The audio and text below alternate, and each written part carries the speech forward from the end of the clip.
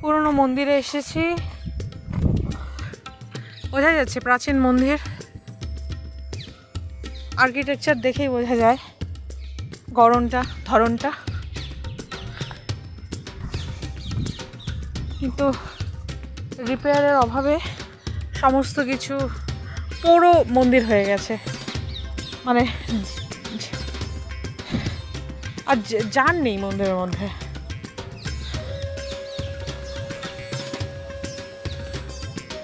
তাই না? মন্দিরের মধ্যে আর যান, পুরো মন্দির হয়েছে, পুরো বাড়ি থাকে না কেমন যেন ঠিক ওরকম হয়ে গেছে।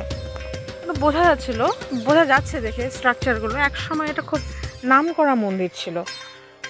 মানে এত বড় মন্দির এই অদ্ভুত একটা জায়গায় থাকতে পারে না, নিশ্চয়ই কোনো ইতিহাস আছে এখানে। দেওয়ালঘাটা মন্দির, নিশ্চয়ই ইতিহাস আছে, কিন্তু সময় পরিবর্তনশীল এবং সময়ের সাথে সাথে তার সাথে সমস্ত কিছু পরিবর্তিত হয়ে গেছে। কিছু পোড়ো হয়ে গেছে, কিছু ধ্বংস হয়ে গেছে, আর নতুনের আবির্ভাব হয়েছে। এই তো চলছে।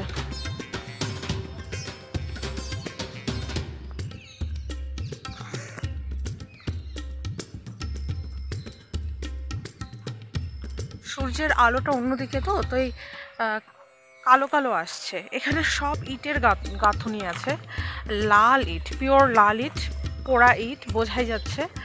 আর দেখুন কোনো কালারিং করা নেই, কিন্তু জাস্ট পিওর ইটের গাঁথুনি আছে। খুব সুন্দর, মানে তাক তাক তাক তাক লেয়ারিং, যে লেয়ারগুলো সেগুলো স্পষ্ট বোঝা যাচ্ছে। এই যে কোনো প্রকার কিন্তু এখানে কোনো সিমেন্ট নেই। এই যে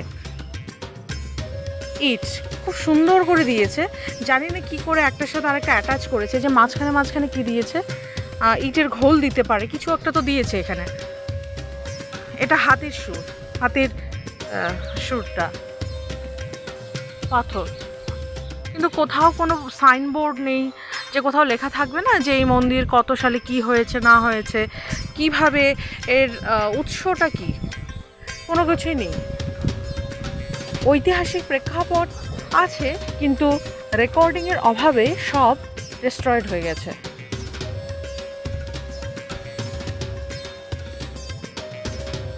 ভেতরে তো কোনো মূর্তিও নেই।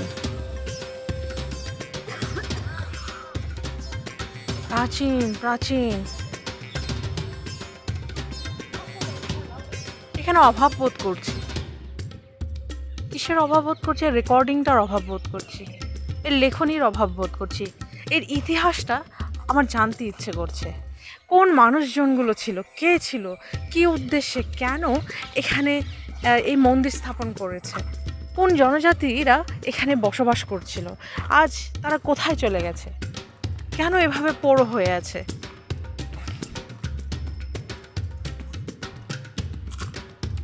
দেওয়ালঘাটা দেখতে হবে, গুগলে যদি কিছু পাওয়া যায়। আমি এই এক্সকারশনে আসার আগে গুগলে কোনো কিছু আমি পড়িনি, কারণ পড়লে না মনে হচ্ছে যে ইন্টারেস্ট শেষ হয়ে যাবে, আগ্রহ কমে যাবে। কিন্তু এখন মনে হচ্ছে জানতে হবে, পড়তে হবে। রাধা মন্দির,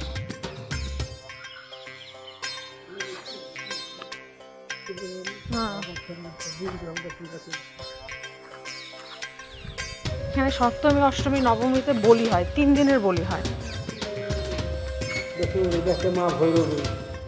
মা ভৈরবী, ও প্রাচীন একদম, বাহ একদম প্রাচীন। আপনি কি পূজারী?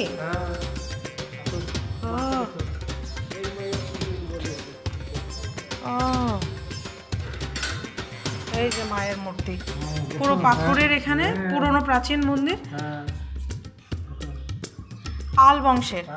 পাল বংশের কোনো এক রাজা এটা বানিয়েছেন। সত্যি ওইদিকে আরো আছে নাকি? মা জোর হাতি, মানে দুটো হাতি আছে পাশে, শেষ মানে দুর্গারই রূপ নাকি? হ্যাঁ, মা জোর হাতি, কার্তিক গণেশ। মা চণ্ডী,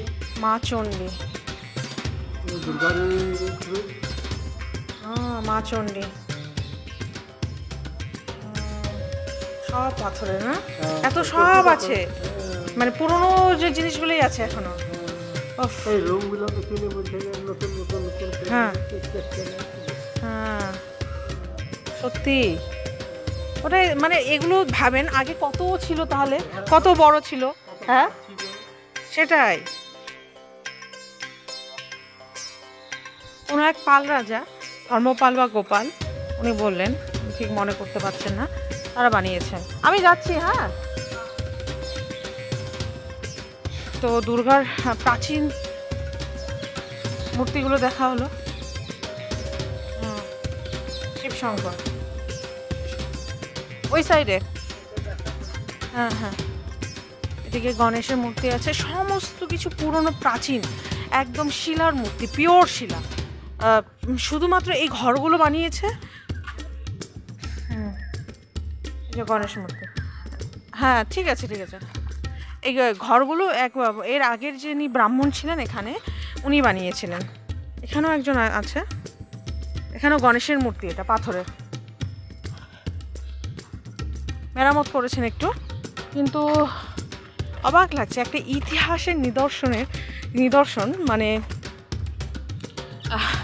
সংরক্ষণের অভাবে সব শেষ হয়ে গেছে।